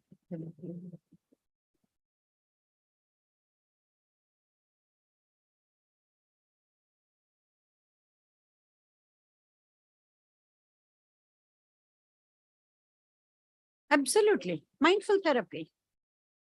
But it's also the same. They have structured and put it in an organized way. I'm keeping it scientific. I have a way to do this based on Ramakrishna Math and Mission's motto. That's why I said that's the best formula that we have been given. But I haven't had a chance to be able to present that yet.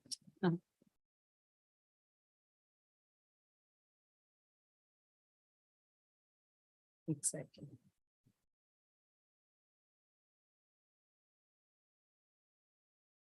Okay, shall we conclude?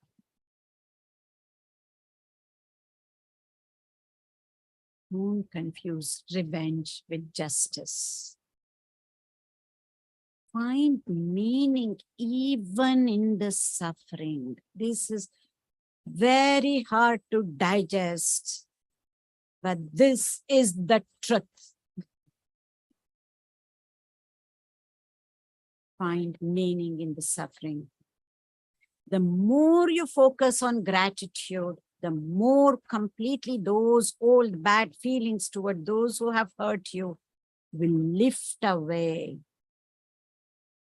That is real forgiveness.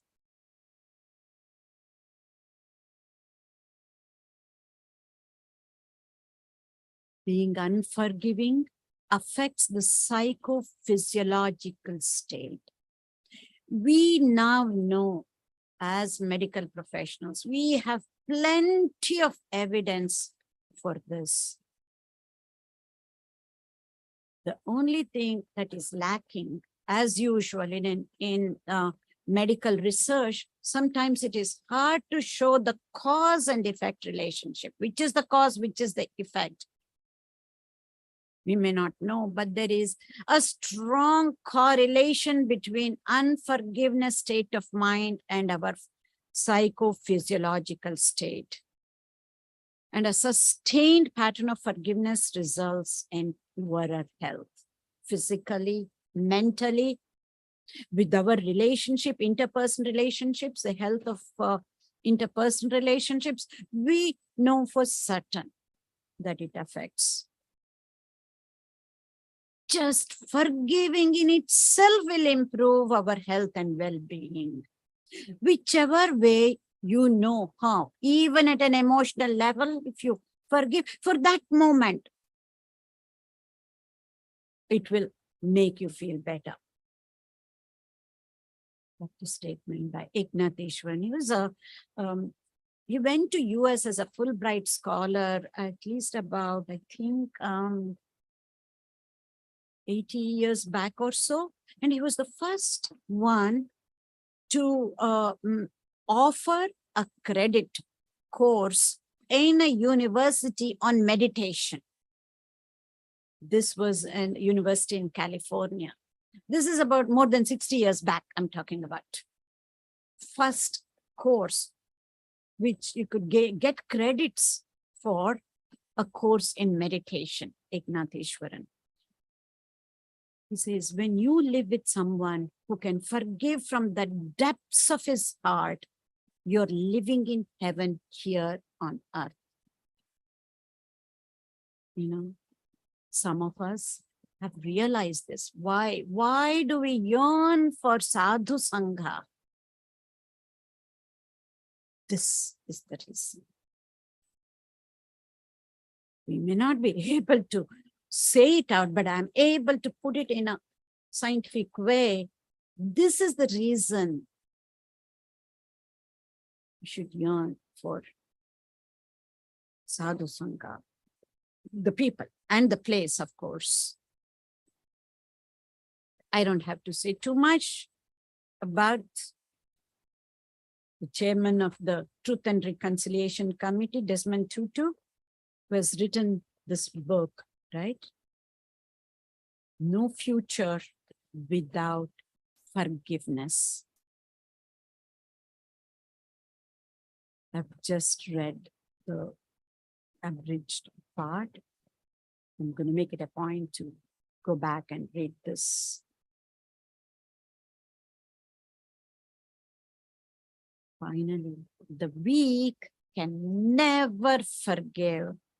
They will give all reasons and excuses how it is next to impossible to forgive.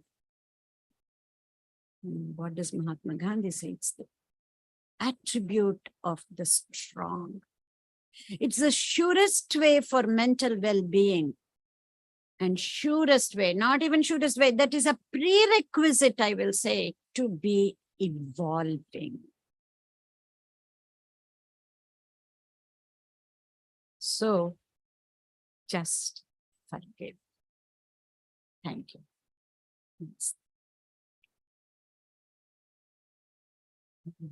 I will just end with one shloka. I just promise that we will bring in the scriptural angle, both of you, because we didn't have time to go through either the right brain approach or the left brain approach. Each one will take another whatever, depending on the people, minimum of 45 minutes, half hour to 45 minutes.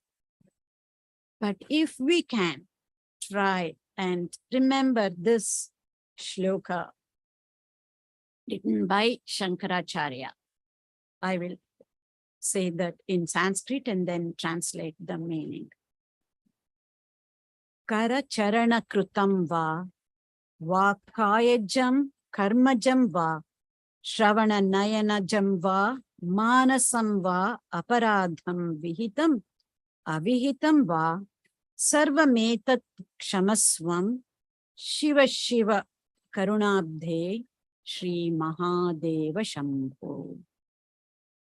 Says, O Lord Shiva, kindly forgive all the wrong acts and omissions I have committed, whether I committed them knowingly or unknowingly, with my hands, my feet, my words, through my ears, eyes, or even mind.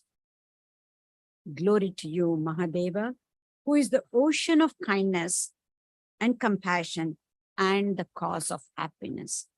Because I said, as much as we have to learn how to forgive, knowingly or unknowingly, we would have hurt many people. And this shloka helps.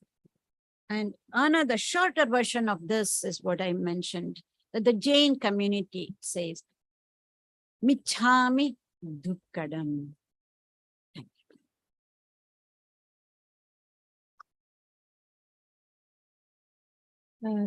Thank you so much, Ushama. I think everybody is very deep in thought and emotion, if I can feel the room. So it obviously gives everyone a lot to think about. I think it's always helpful when we talk about these topics of violence and forgiveness. One of the lessons to me is always a reminder that all the divine personalities, Christ and his suffering on the cross, Lord Buddha and his suffering, Ram and his exile to the forest, Lord Krishna and his life of war and struggle, are all divine personalities and examples to us of strife and suffering that does not even leave the divine person. And I think the one thing, even in the modern day leaders, Dalai Lama, Thich is one of our heroes, that the suffering becomes a teaching. And in those that are suffering, the lesson is to help them heal rather than to persecute. So I think you've given us invaluable insights into how we on an individual and personal level can start eliciting that change to change the world around us. No talk is complete without Maharaj giving us his divine pearls. So I respectfully and humbly call Maharaj, Swami Swatma Ramanandaji Maharaj, who's the president of the Ramakrishna Center of South Africa, to condense this message to us. And he usually does it in one line, but I'll give you a few minutes to do that. Maharaj.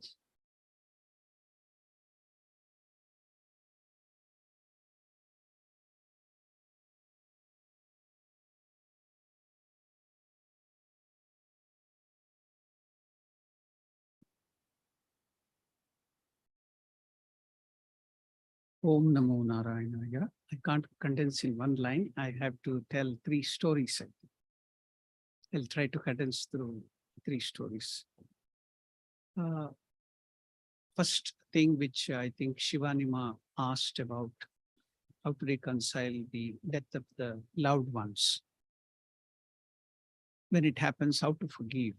So I remembered this, it's not a story, it's a happening. I think few 100 years back, there was one lady saint who lived in Iraq. Her name was Rabia al-Adabiya. Iraq, Muslim lady, a saint. Now, She had two beautiful children who had grown up to the youth. Husband going to the farm for working.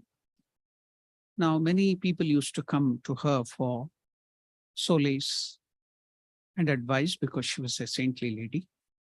It so happened to these young boys, the children, aged maybe approximately something like 20 or 18, they had gone to work on the field and there was heavy rain and there was a lot of thundering, lightning and storm. A huge lightning struck both of them and both of them died. Now the dead body was brought to the house, to the mother, Rabia Ladabia, who's the mother, saint, the lady saint. Now they were all crying, all of them. Seeing that body, she could have also wailed and cried. Instead, she told, please leave the body in the room, close it. My children have passed away. I have to prepare my husband for the pain. He should not feel the pain. So I have to prepare my husband. Just don't cry and create this thing. You can go back to your houses. So I want to prepare my husband for this death. So they kept that two bodies in the room and they went away. The husband came and she told the husband, my dear husband, recently a person had gone to the pilgrimage to Hajj. The Muslims go to Makkah, Medina. So while going, he told me that he's quite old. I'm going to the pilgrimage. I have two very costly jewels, ornaments with diamonds or something like that. So I want it for you to safekeep or keep it safely until I come back, because there will be a lot of robbers, thieving, burglary and other things on the way. I may die or I may come back. I do not know.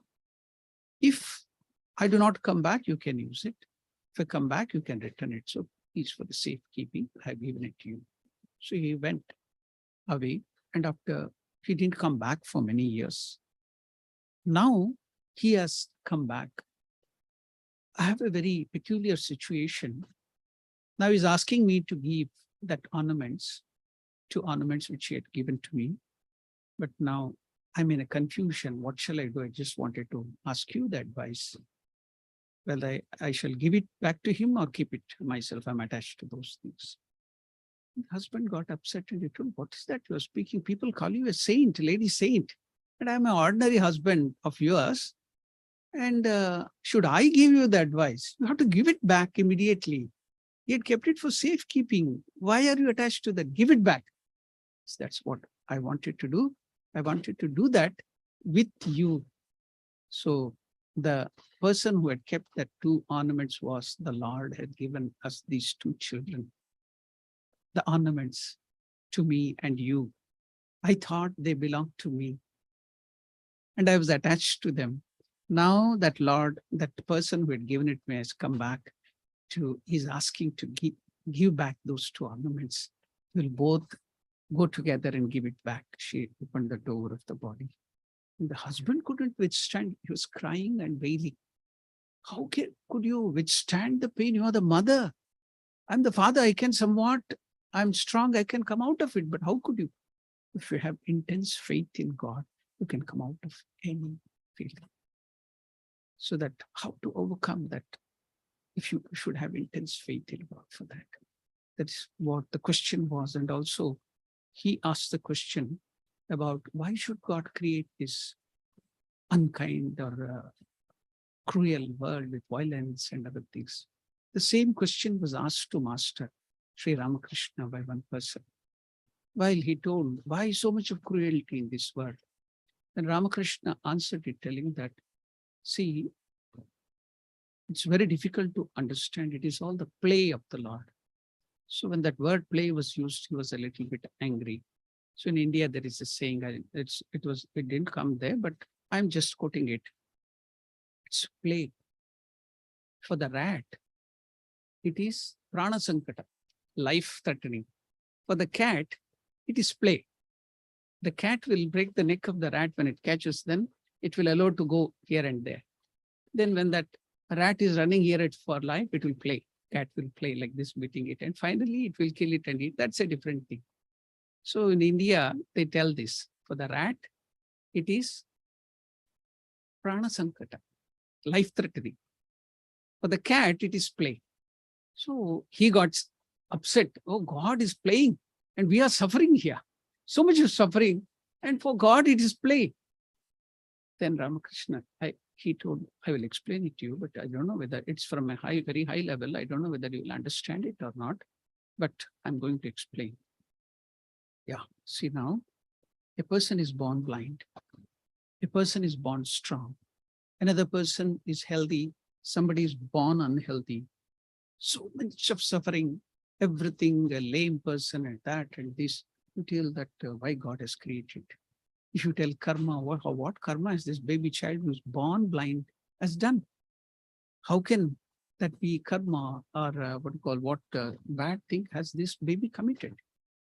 Then Ramakrishna telling that who is the person who is suffering with mind? Who is the person who is in the strong person, in the healthy person? Who is the person who is enjoying the health? Who is the person who is enjoying not rather enjoying, suffering the pain? In every living being is the same God who exists. So will he do partiality to himself? Will he punish himself or reward himself? Because in the blind, it is the Lord who exists and he is suffering the blindness. In the strong person, it is the Lord who is there, who is enjoying the strength. And how can you term it as the partiality? So he would not be convinced. So with this example, I will go forward to bringing you from sublime to ridiculous. And what is that sublime to ridiculous?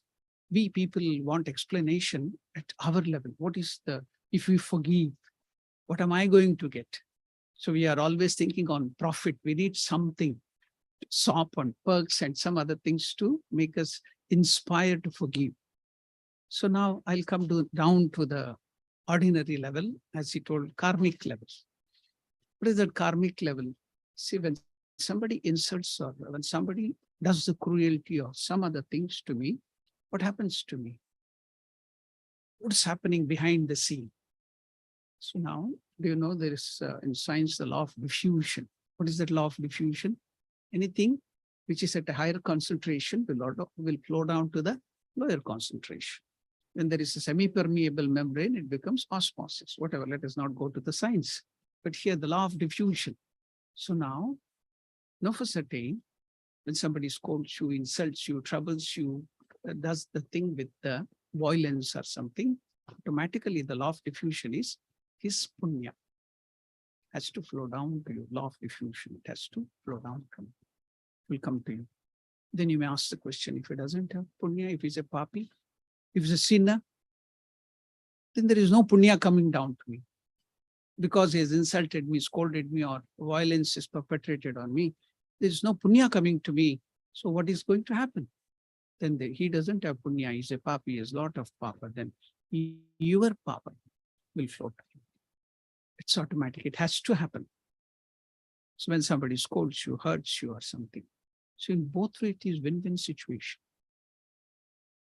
Either his papa, punya is coming to you, should be happy, or else your papa is going to him. So you should be happy, both way it is win-win. So forgiving is the best thing that is at the common level of the karma. So then little higher, let us go a little higher, a little ordinary scientific way. I read a story.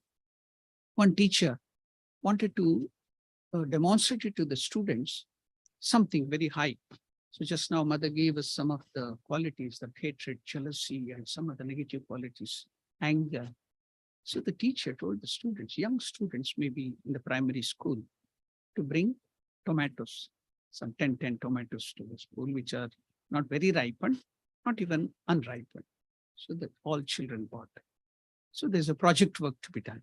So all the children now, secretly you write down the names with some, because the tomato will be almost red in color, some other color, the people whom you hate, you have anger, you have revengeful attitude, write the name and the quality. Why do you hate them? Or not all that thing, the hatred. The person's name, I hate you. The person's name, I have anger on him. The person's name, I have this revengeful attitude, all that thing, right on the tomato, keep it in a plastic cover. And you have to bring that to school every day. So one day, they could no problem. Second day, no problem. Third day, it became too much ripened. Then fourth day, it is melting now, smashing, getting into ketchup. All the tomato has become the ketchup now. Fifth day, it started smelling. Sixth day, rotting. Seventh day, they can't withstand that. Parents are getting into problem mode now. What to do? Now, all the parents started coming to the school and complaining, what kind of a project have you given, teacher?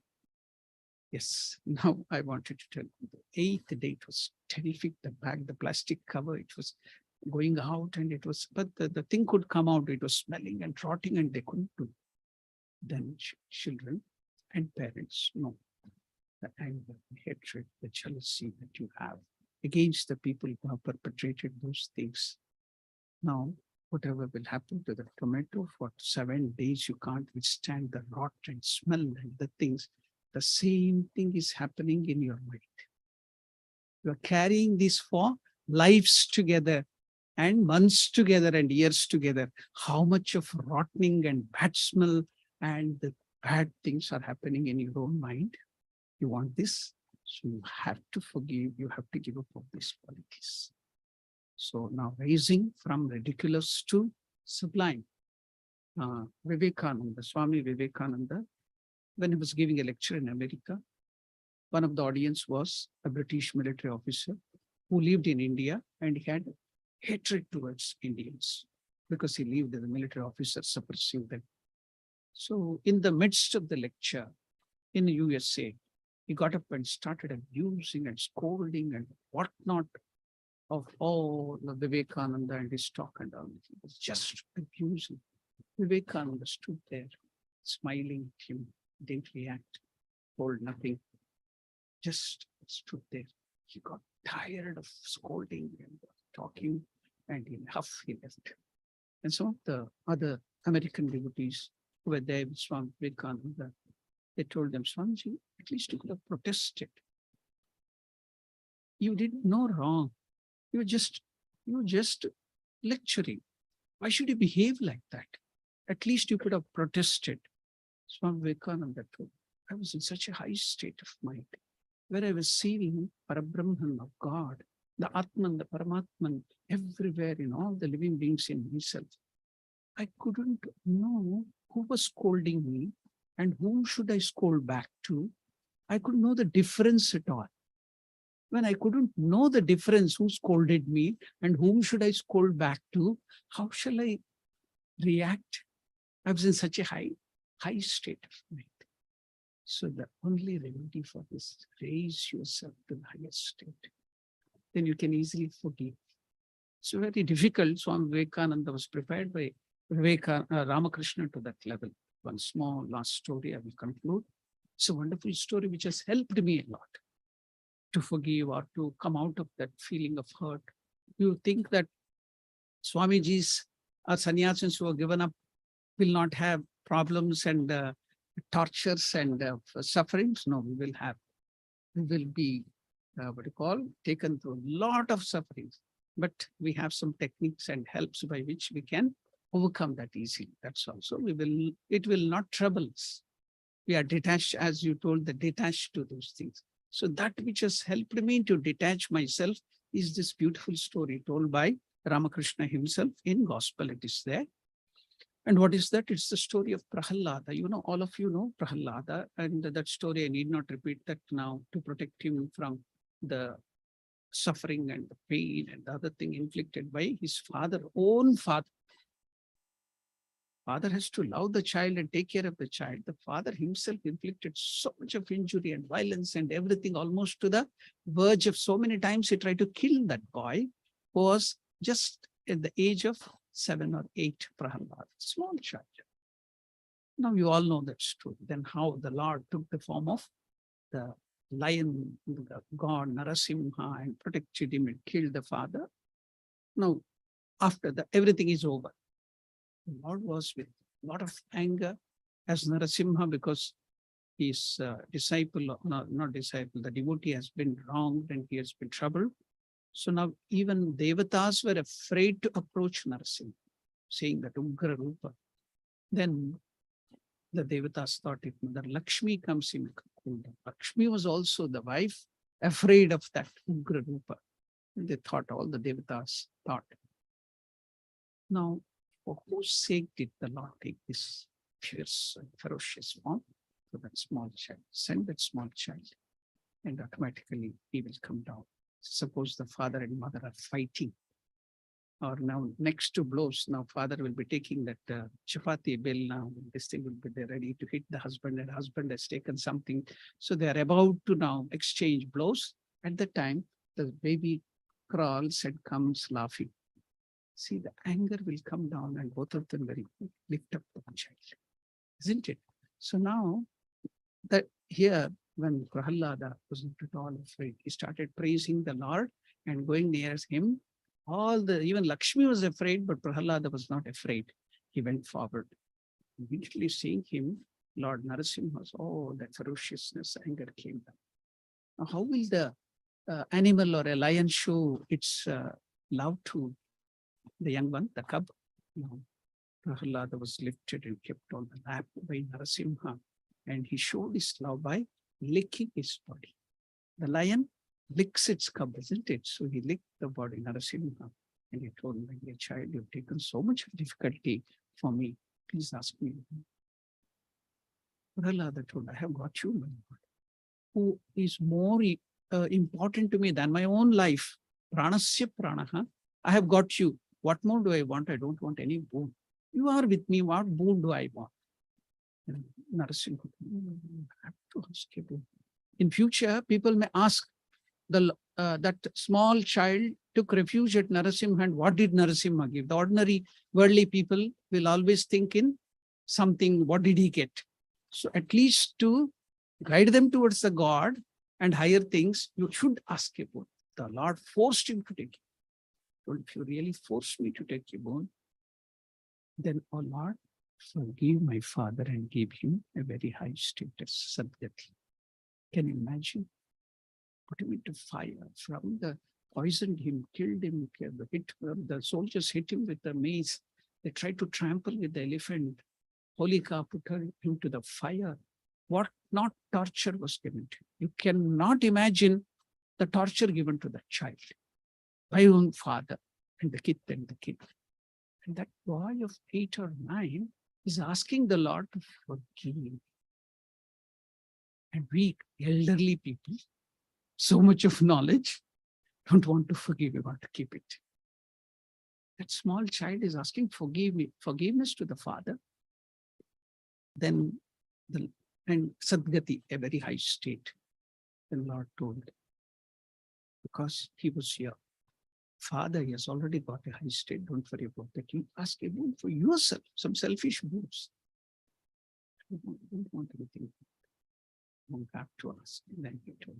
Then Prahalada told, those people, the demons and other people, human beings, they brought the snake and they tried to poison me, they tried to kill me, they pushed me from the cliff to fall down and die, or they tried to drown me in this thing. All those human beings and the demons would try to, so forgive all of them. That is the other thing. Then Narasimha, though he knew the heart of the child, to make us people who are ignorant to understand, he feigned ignorance, he acted ignorance, and Narasimha told him, oh Prahalada, why did I take this peculiar form, not a lion or a human being? Why did I have to, see, your father had asked so many boons, I should not die outside, inside, night or day, or by weapons or by human beings. So I had to take a peculiar form of the lion god, and I had to kill him with my nails so that no weapons, not inside, outside, so on the threshold, not day or night during the Sandhya. All those things, trouble I took and came down from Vaikuntha to protect you, to punish the people who troubled you. And now you are asking, forgive all of them. Then why should I have taken all this trouble and come down at all if you had forgive them? that he was feigning, the Lord was feigning ignorance so that we can understand and know the wonderful mentality of the child. Then the child smiled at the Lord. The Lord, those people who tried to hit me with the mace, or the person tried to put me into the drown me in the sea, or somebody who threw me from the cliff or poisoned me or put me in the fire. In everybody's heart, who lives? Narayana means who has made the heart Nara of the human being, all the human being or the living being as his place to rest. That is called. You are the one who exists in everybody's heart. Now, who inspired? Tena vina tradamapi na chalati. Not one blade of grass will move in this earth without your will. Then who inspired all those people to punish me in this way? You are the indweller. You inspired them to do that. Isn't it? Now, if I ask punishment to all of them, whom will that punishment go to? To you. So I love you so much. You are my Lord, pranasya pranaha. How can I ask punishment to you? Please forgive me. Baby of 9 or 10 is telling them. So Ramakrishna telling the story. See, we have heard the story, but we don't connect it to our life. But Ramakrishna here connects it to our life. Then Ramakrishna tells, don't find fault even in a creature, krimi or kita, not only animal or human being, because the Lord who exists in it. So I think this might have summed up everything and all the doubts in your this thing. I took you through 3 or 4 incidences. So thank you so much. Om Namo Narayana.